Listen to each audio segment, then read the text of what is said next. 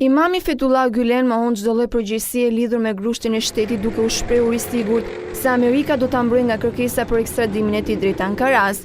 Gjatë një interviste dhënë për prestigjiozen italiane Corriere della Sera, 75 vjeçari i cili prej vitit 1999 jeton në Pensilvani, foli për marrëdhëniet e tij me presidentin Erdogan dhe të ardhmen e Turqisë në BE.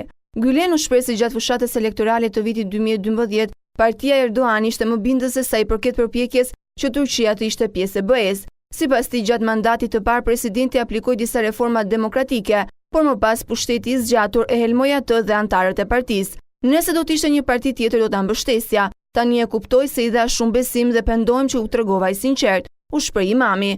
Sa i përket çështjes së përfshirjes në grushtin e shtetit dhe mbështetësve të tij, Gülen tha se nëse personat që e ndjekin apo lexojnë diskutimet e tij kanë marrë pjesë në grushtin e shtetit, atëherë kjo është një tradhtim ndaj vlerave që ai përfaqëson. Pjesë e intervistës ishte edhe vendimi i Erdogan për kthimin e dënimit me vdekje, ai shumë i kritikuar nga Bashkimi Evropian dhe mundësitë e Turqisë për të bërë pjesë e Unionit. Sipas Gülen, të qenurit pjesë e BE-s është mënyra më e mirë që vendi të qëndrojë demokratik dhe të mbrojnë të drejtat themelore.